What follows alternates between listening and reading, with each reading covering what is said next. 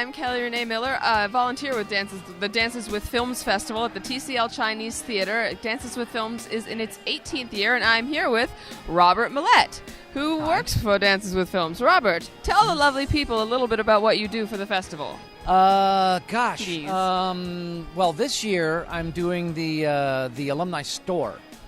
We've taken filmmakers have a very hard time with distribution these days, and I'm actually become more of a novelist than a screenwriter. And I was looking for a place to sell my book. Billy Bobble Makes a Magic Wand, available on Amazon even as we speak. But I knew that selling books and selling movies has become the same thing. We're selling on Amazon. We're selling on iTunes. You're selling, and you're having to sell through social media. Self-promotion and digital distribution. Exactly. So we set up this alumni store where filmmakers bring in their DVDs. Some of them will come in and sit and sign their DVDs, and they're selling very well. And I think in 5 days we've done about $800 worth of business. Yes.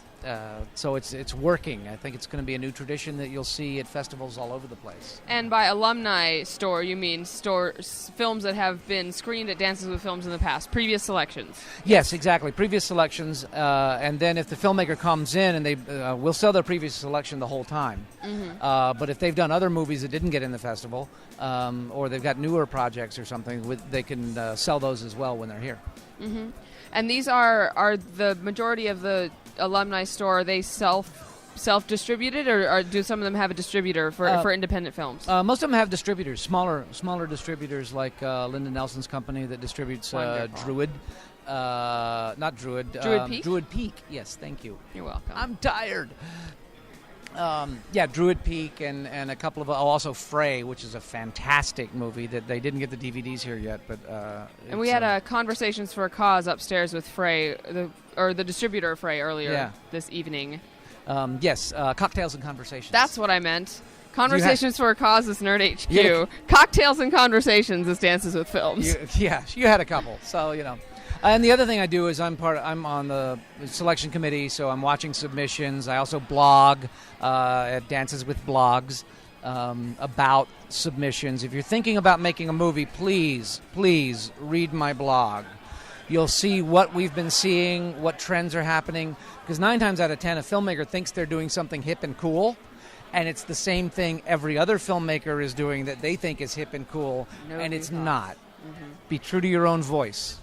Because that is hip and cool. That's especially now. It's the only thing that's hip and cool. Mm-hmm. You know, everybody has a unique story to tell. Find your story. Find your filmmaking voice. Don't try to make somebody else's movie. Please don't do another version of The Office. You know, there are at least 2. Yeah, at least 2. No, there are hundreds. Yes. There are hundreds of mockumentaries, or things where you've got a perfectly good narrative going on, and then they'll turn to camera and do those little side interviews. It's done. Ricky Gervais. That format is no longer innovative. Exactly. So find your own voice, and that's what we're gonna respond to. How long have you been with the Dances with Films Festival? I submitted a film in 2000. It got in. It won Best Screenplay. Congratulations. Thank you. And I've been with the festival ever since. Fantastic. So when did you start working with the festival? Was that immediately that was 2001? 2001. Yeah. Wonderful. What drew you to this festival over any other festivals, apart from the fact that your film got in? My film got in. Hey, that's enough. It was year 3. Our attorney had heard that there was this festival, that was in town, and I had no money left because, of course, I made my movie, and this is back in the VHS days. So, I shot on 35 and finished on 35. Wow. But your submission was VHS, and so I didn't have any money, and I couldn't afford to mail the thing, and I think we were coming close on the deadline. So I carried around a clipboard to pretend to be a messenger. And I messengered my movie to the Los Angeles Film Festival, which is great. I love the Los Angeles Film Festival. But there's this very posh office, We screen independent films. Yes, and it was actually Not very lovely. hating. I would LA love. Film Fest is wonderful. Yeah, let me put that out there. Yeah. I would love to work there. It was like going into a sound studio. The carpet was so soft and it was so deeply lush and red. Lush. And there was a secretary there who looked at me like, "Why are you?" And I'm like wearing shorts and sweaty. It's like I've been working on a film In LA.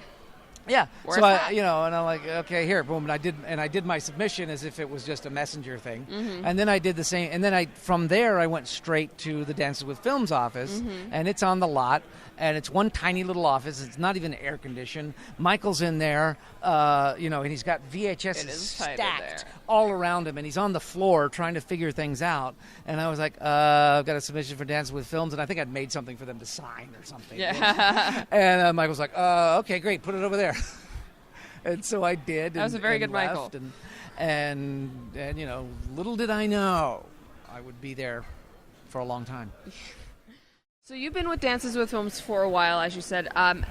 What has kept you coming back to Dances with Films? What makes Dances with Films different from other festivals that tout and advertise and reach out to independent filmmakers and are as an outlet for independent filmmakers specifically? What makes Dances with Films different?